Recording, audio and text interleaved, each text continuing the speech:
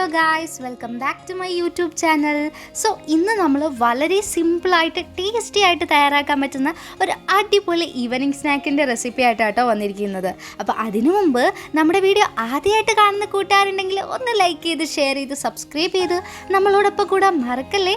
അപ്പോൾ എങ്ങനെ നമുക്ക് വീഡിയോയിലോട്ട് കിടന്നാലോ? അതിന് വേണ്ടിയിട്ട് ആദ്യം തന്നെ നമ്മൾ കുറച്ച് ഫ്രഷ് തേങ്ങ തിരികിയതും അതുപോലെ തന്നെ നമ്മുടെ കുഞ്ഞു ജീരകവും ഏലക്കായും കൂടെ ചേർത്ത് ഒരുമിച്ചൊന്ന് മിക്സിയുടെ ജാറിൽ അരച്ചെടുക്കണം കേട്ടോ. അപ്പോൾ അരയ്ക്കുന്ന സമയത്ത് ഞാനിപ്പം 1 കപ്പ് അളവിൽ വെള്ളവും കൂടെ ചേർത്ത് കൊടുക്കുന്നുണ്ട്. വെള്ളവും കൂടെ ചേർത്തതിന് ശേഷം ഇത് എത്രയും കൂടെ നമുക്ക് നല്ലതുപോലെ ഒന്ന് അടിച്ചെടുത്തിട്ട് വരാം കേട്ടോ.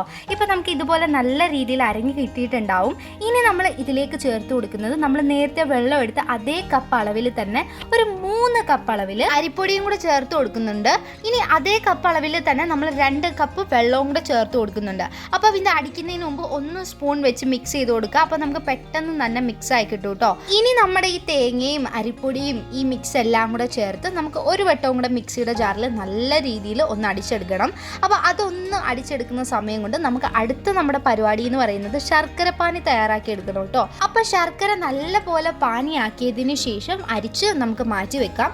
ഈ സമയത്ത് നമ്മൾ നേരത്തെ മിക്സ് ചെയ്ത് വെച്ചിരുന്ന അത് നല്ലതുപോലെ അടിച്ചെടുത്തിട്ടുണ്ട്. ഇപ്പോൾ കണ്ടോ, നല്ല ലൂസ് കൺസിസ്റ്റൻസിയിൽ കട്ടകളൊന്നും ഇല്ലാതെ തന്നെ നമ്മൾ മാക്സിമം അടിച്ചെടുക്കാൻ ശ്രദ്ധിക്കുക. ഇനി നമ്മൾ ഈ അരച്ച് മാറ്റി വെച്ചിരിക്കുന്ന നമ്മുടെ ലൂസ് ആയിട്ടുള്ള ബാറ്ററിലേക്ക് നമ്മൾ ചെയ്ത് മാറ്റി വെച്ച ശർക്കര പാനി ഉണ്ടല്ലോ, അതും കൂടെ ചേർത്ത് കൊടുക്കുക കേട്ടോ. അപ്പോൾ ശർക്കര പാനി ചേർക്കുന്ന സമയത്ത് നമ്മൾ ഒഴിക്കുന്ന സമയത്ത് തന്നെ നല്ലതുപോലെ മിക്സ് ചെയ്തിട്ട് കൊടുക്കണം കേട്ടോ. നമ്മൾ ശർക്കര പാനിയും കൂടെ ചേർത്ത് കഴിഞ്ഞാൽ നമ്മുടെ ബാറ്റർ കുറേയും കൂടെ നല്ല രീതിയിൽ അങ്ങ് ലൂസായിട്ട് ഒരു വാട്ടറി കൺസിസ്റ്റൻസി ആയിട്ട് മാറും കേട്ടോ.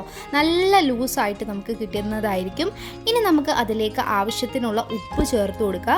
ഉപ്പും ഒരു അല്പം അളവിൽ ബേക്കിംഗ് സോഡയും കൂടെ ചേർത്ത് കൊടുക്കുക കേട്ടോ. ആ ഉപ്പും ബേക്കിംഗ് സോഡയും ചേർത്തതിന് ശേഷം നല്ലതുപോലെ ഒന്ന് മിക്സ് ചെയ്ത് നമ്മുടെ ബാറ്റർ നമുക്ക് മാറ്റി വെക്കാം.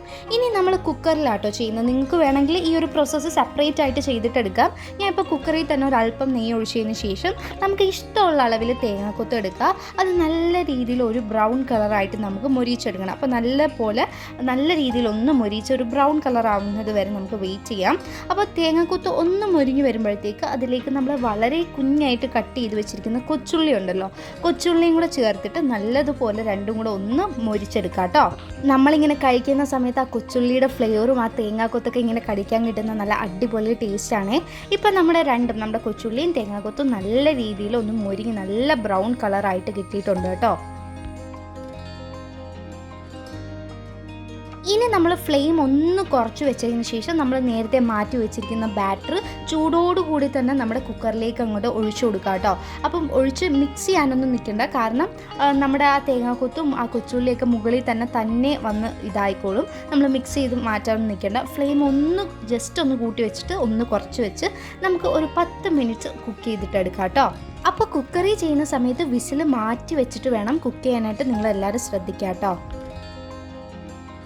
അപ്പോൾ ഒരു 10 മിനിറ്റ് കഴിയുമ്പോൾ ഒന്ന് നോക്കുക കുക്കായിട്ടുണ്ടാവുമെന്ന്. ഇപ്പം നമുക്ക് കറക്റ്റ് അടിപൊളിയായിട്ട് കുക്കായി കിട്ടിയിട്ടുണ്ടാവും കേട്ടോ. അപ്പോൾ ഇനി ആ സൈഡൊക്കെ ഒന്ന് വിടിയിച്ചതിന് ശേഷം നമുക്ക് സിമ്പിളായിട്ട് തന്നെ നമ്മുടെ കുക്കറിൽ നിന്ന് നമുക്ക് എടുക്കാനും പറ്റും കേട്ടോ. അപ്പോൾ നിങ്ങളെല്ലാവരും ഒന്ന് ട്രൈ ചെയ്ത് നോക്കുക. സംഭവം ഭയങ്കര സിമ്പിളും ഭയങ്കര ടേസ്റ്റി ആയിട്ടുള്ള ഒരു ഐറ്റമാണ് കേട്ടോ.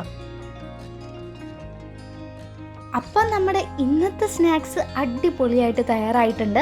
അപ്പോൾ നമ്മുടെ വീഡിയോ ആദ്യമായിട്ട് കാണുന്ന കൂട്ടുകാരുണ്ടെങ്കിൽ ഒന്ന് സബ്സ്ക്രൈബ് ചെയ്ത് കൂടെ മറക്കല്ലേ. അപ്പോൾ നിങ്ങളൊന്ന് ചെയ്ത് നോക്കിയിട്ട് എങ്ങനെയുണ്ടെന്ന് കമൻറ്റിലൂടെ അറിയിക്കുക കേട്ടോ. അപ്പോൾ ഇന്നത്തേക്ക് നമുക്ക് ഇത്രയേ ഉള്ളൂ. അടുത്ത വീഡിയോ ആയിട്ട് കാണുമ്പോൾ എല്ലാവർക്കും bye. Thanks for watching. See you in the next video. Tata.